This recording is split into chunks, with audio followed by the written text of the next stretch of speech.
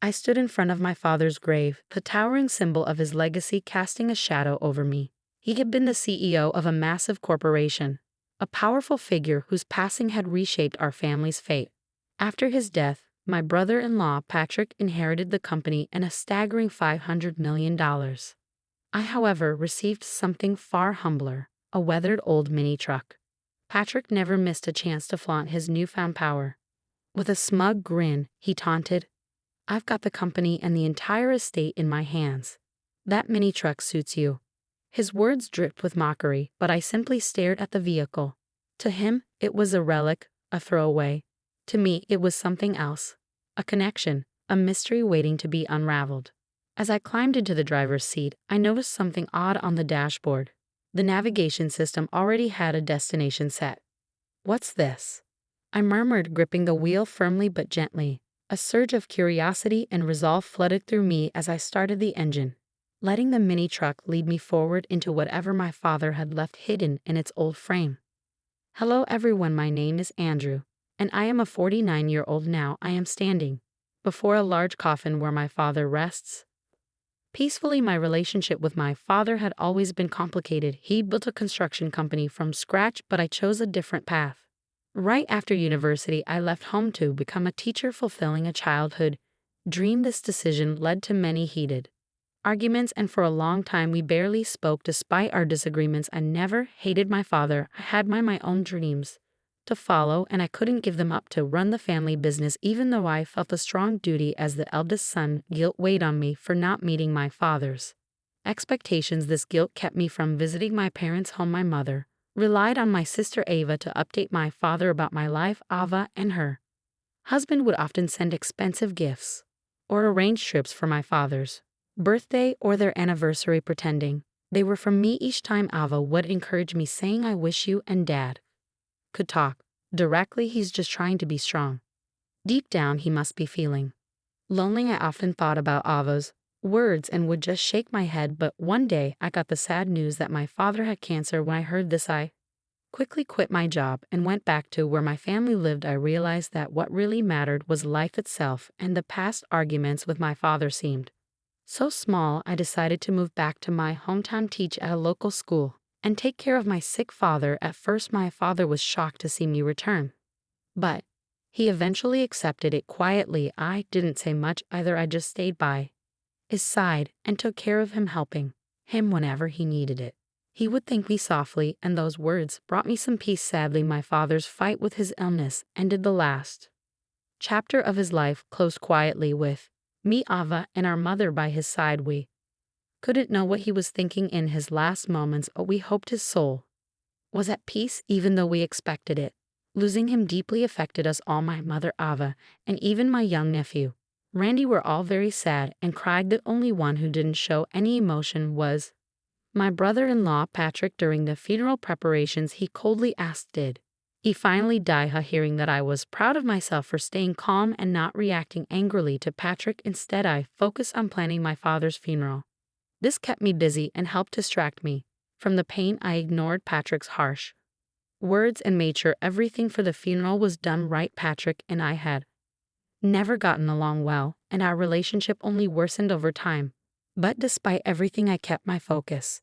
During this tough time, I first met Patrick when he was a skilled worker at my father's company, and I really respected his skills. It felt like I had gained a real brother. When Patrick married my sister Ava, he was 5 years older than me and seemed like a role model. Before Patrick and Ava got married, I often asked him for advice on various problems, and he always listened with understanding. One of our big discussions was about whether I should join the family business. Patrick would say, "You should live your own life, Andrew.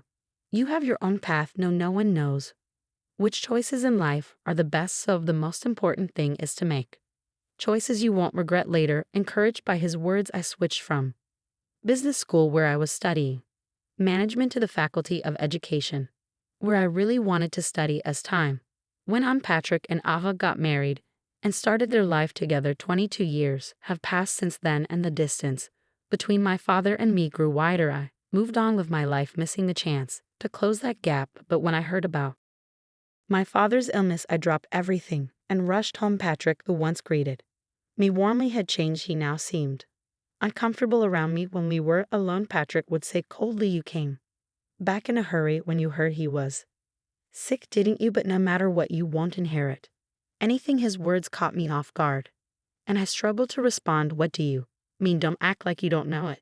Might be a coincidence, but even if you now want to run the company, it's already decided who will be the next leader," Patrick said harshly. His words shocked me, and I replied louder than I intended. "No, that's not it. I didn't come back for the company." I realized I hadn't been a good son and wanted to apologize to Dad, even if it's late. Patrick dismissed me. "I don't need your fancy talk. It sounds like something from a TV drama. Ava likes that kind of stuff. But were all those gifts you sent just a way to look good in front of him?" "That's absolutely not true." I tried to explain, but Patrick had already made up his mind and wasn't interested in believing me. His words also seemed like a slight against Ava, and for the first time I felt a deep divide between us. Ever since that incident, I started to feel really upset with Patrick. He began to mock me openly. "No matter how much you try to win him over, that time has passed. Don't make me laugh. Go back to where you belong and take care of your troubled students," he would say. At first I thought deeply about how I appeared to others and how they saw me, but Patrick's words showed he was more concerned about himself than our father. His behavior often seemed disrespectful to both his father-in-law and his wife Ava. I started to believe that Patrick had married Ava mainly to get closer to my father's company and wealth. He rarely visited my father when he was sick and didn't help take care of him. Now all I could do was work as hard as possible to protect the company my father had built.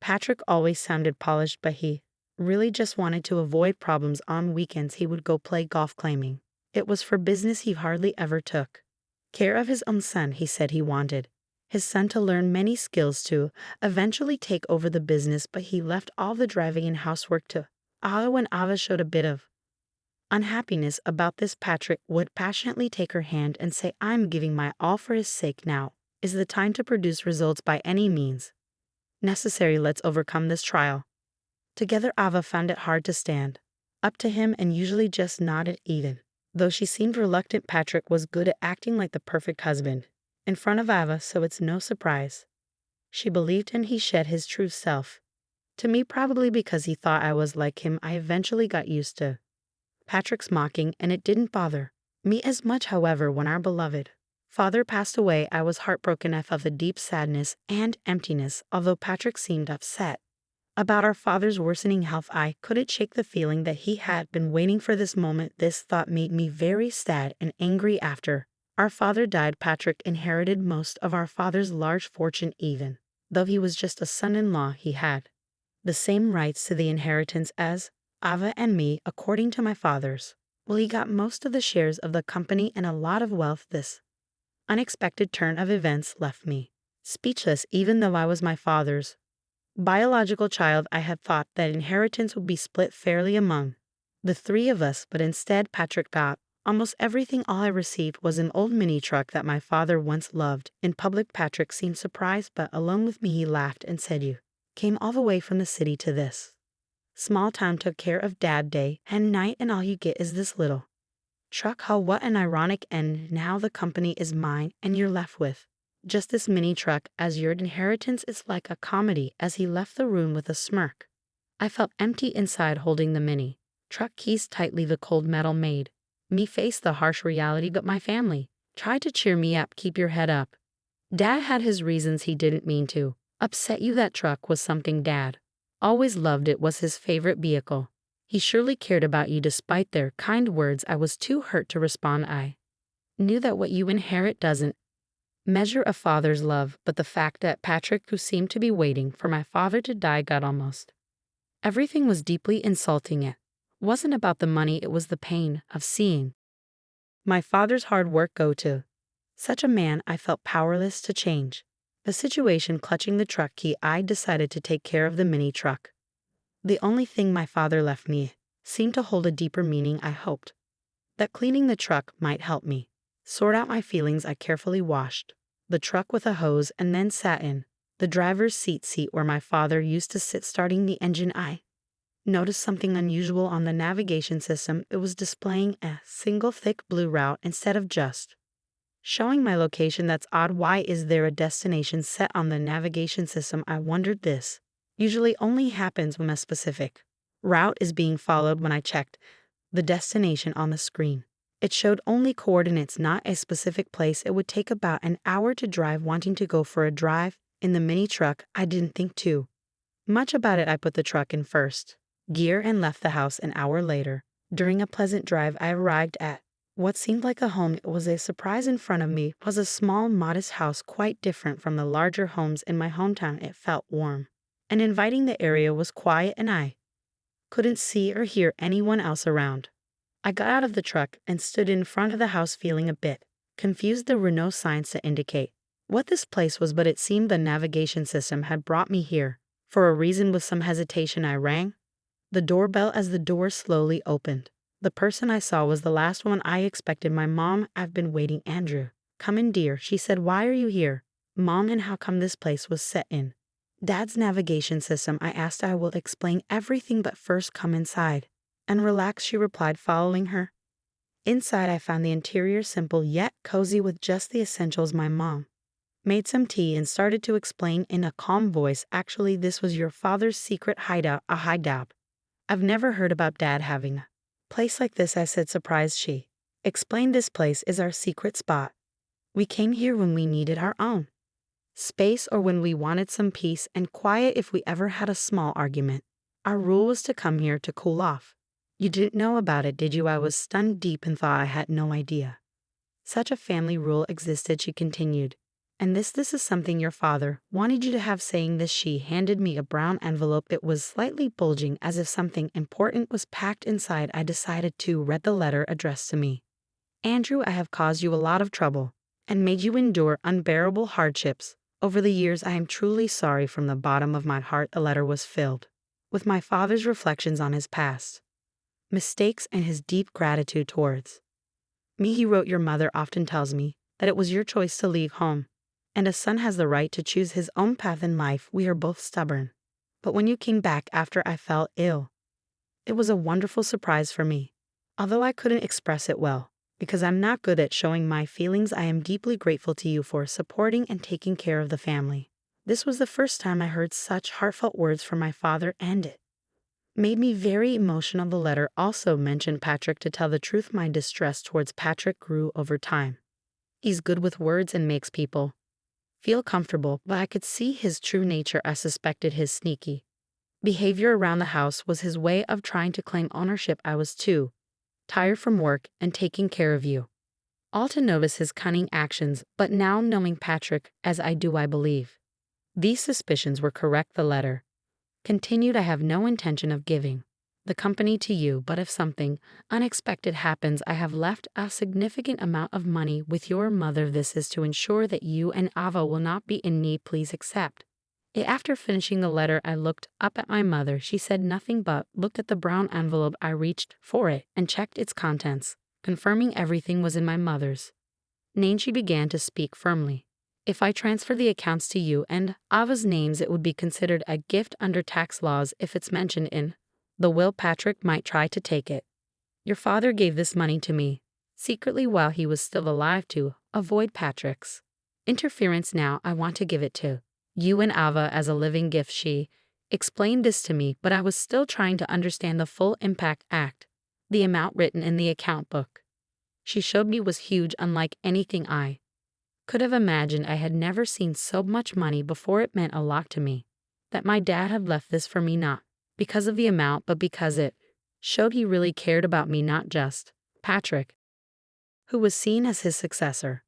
This touched me deeply. We didn't often share deep emotional words, but I knew he always cared deeply for us. I want everything I entrusted to your mother to be passed on to you as a thank you for all the gifts you've given me, and for that I am truly grateful, he wrote. Before I knew it, tears were streaming down my face. I couldn't hold back my emotion. For a long time, I felt that my father never really understood me, but I was completely wrong. He always understood and valued me. That's probably why he trusted me with that old mini truck, knowing I would value it and use it well.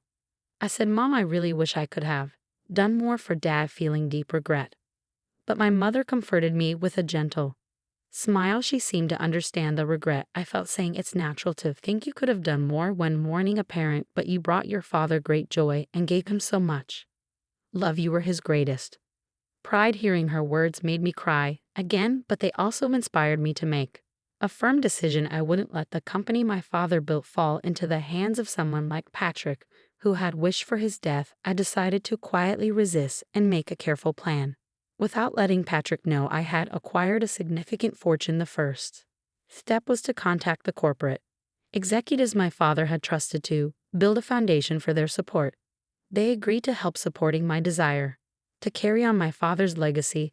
Their reactions made it clear that my father had never spoken poorly of me. Meanwhile, my mother and sister acted soothingly during the will reading, keeping Patrick's attention off me. They continued to act the same way in front of Patrick, which made him think he had succeeded, and he looked down on me with arrogance. Hey, do you abandoned by your father and left a poor man still intend to stay in this house? He taunted. I'm the new president now. Admit your defeat and go back home. Patrick would say these words dismissively, waving his hand as if he were wishing away a small fly. Since becoming CEO, Patrick's arrogant attitude created a tense atmosphere in the company. Despite his high position, he ignored his duties and became rude to his staff. This caused many problems, and many skilled employees left unhappy with his leadership. Patrick didn't question his approach and remained overly confident. Those who can't grasp my superior vision might as well quit immediately, he would say in public, making decisions without listening to anyone else. As problems in the company increased, Patrick enjoyed spending money and living lavishly, while his passion for the business seemed to disappear. When I first met him, he seemed like a great person, skilled, and even my dad liked him. How had he changed so much? My mother cried every night, hiding her tears from the children. I couldn't just watch the company fall apart. I was quietly planning my next move. The day came when I acted. I left home early and waited at the office for Patrick. When he walked into the president's office, he was shocked to see me sitting there. What the hell are you doing? Why are you sitting there? Get this person out of here, he demanded. The one who should be leaving is you, I replied calmly. What are you talking about? Have you lost your mind? Patrick looked at me as if I were an annoying insect. Using the assets our father left us, I bought the majority of the company's shares. An extraordinary general meeting of shareholders was held, and you were officially removed as president. Patrick, I'm sorry to say, but you are no longer the president of this company. Wait just a minute, he stammered, confused, repeating words that made no sense. Don't you understand? I now control 2/3 of this company's shares. You thought the inheritance was just an old mini truck, but that truck turned into money in an unexpected way. Patrick tried to dig into details about the hideaway, but I avoided his questions and changed the subject, which only made him more upset. The game is over. Leave this place immediately, I told him calmly, and handed him several documents. As Patrick looked through them, his face went white. What is this? He asked. These are the minutes from the extraordinary general meeting of shareholders, and this other document is your dismissal notice, I explained. Patrick became very angry, crumpled the papers in his hands, and shouted, you think this will hold up? I'll take legal action. Go ahead with legal action. We have good reasons for our actions, I responded calmly. What reasons? You've just been after the old man's wealth and this company from the start. It's nothing but jealousy, Patrick accused. Let me ask you directly, Patrick, have you been using company assets for personal use and signing leasing contracts for your own benefit? I asked. What if I have? What's it to you? Patrick replied, his face turning pale with shock. How did you know about that? He stammered as I listed his misconduct, like taking home computers and other appliances meant for company use. Patrick struggled to respond. Computers and TV that should be at the office are at your house being used for personal things. Isn't that enough reason to act? I pressed on. Patrick frantically tried to defend himself. Why? How do you know about that? He asked, his lips trembling. I kept my gaze fixed on him and continued. You should have been more aware of your responsibilities. Did you become complacent when you thought you controlled everything? I had been gathering information about Patrick's actions from the company's executives. After our father passed away, Patrick became more arrogant. He used to at least pretend to respect others, but as president, he began to shift his work onto others and even fell asleep in his office. This attitude caused many loyal employees who respected my father to leave frustrated by his behavior. Patrick, upset by the situation, doubted my ability to manage, emphasizing that it was impossible for me to fulfill the role of a manager. You've never worked a day in this company. Think about it. How can someone with no experience in running a company become president? It's impossible to trust management to someone like you. Patrick argued. You're absolutely right. I agreed. I have no intention of becoming the president of this company. My sitting in this chair is just a symbolic message to you. In fact, a new president has already been elected by a different board of directors and is already carrying out their duties. Patrick was stunned. He stood there with his mouth open and his eyes wide, shocked by the turn of events. He had been sure that I was after the presidency and had schemed to replace him. As I said many times, I'm not after the president's position. My only goal is to honor my father and protect the company he spent his life building. I explained. Who would believe such fancy talk? Patrick retorted. He thought I only cared about the wealth and status that came from our father, not his true worth. After my reply, Patrick trembled with anger for a moment, but then composed himself. Do you think this is over and you can just enjoy it? He scoffed and stormed out of the president's office. That night, something unexpected happened. Ava threw divorce papers at Patrick, ending their marriage. This was a result of his misconduct at the company and his eventual firing. The new president was chosen from among the directors who respected my father and were determined to protect what he built. I felt the company should be led by someone who would continue my father's legacy, a sentiment my mother and sister supported. As I coordinated Patrick's dismissal with the lawyers, Eva was preparing for the divorce. On the day she mentioned divorce, her hurt voice filled the house with a heavy atmosphere. Why do you turn away from me now? Is it because I've lost the title of president and you've lost interest in me? Patrick asked, maintaining her calm but firm demeanor. Eva replied, there's no point in talking about betrayal. You were the one who betrayed our relationship from the start. Your love was not for me, but for the title of the president's daughter. You neglected our home, didn't help raise our children, showed no respect to our sick father, and in the end you tried to take everything from our father for yourself. Now it's time for you to face the consequences. Patrick had no response to Ava's words. She had endured a lot, worrying about her children's futures and the fate of the company, but thankfully the inheritance from our father gave her a solid financial base to raise her children after the divorce. We planned to live a peaceful life away from conflict with our mother and sister.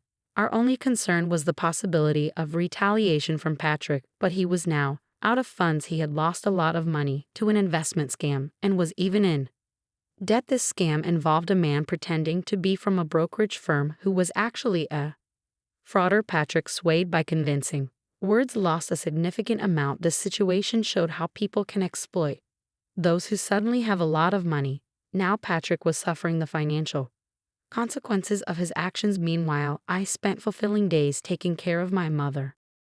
I enjoyed a peaceful, comfortable life, continuing my work at the tutoring school my mother, and I also took great joy in caring for my nephew Randy, who was very fond of us. His presence added happiness to our daily lives. When I grow up, I'm going to be a president like Grandpa Randy declared, his words filled with the innocence of childhood dreams.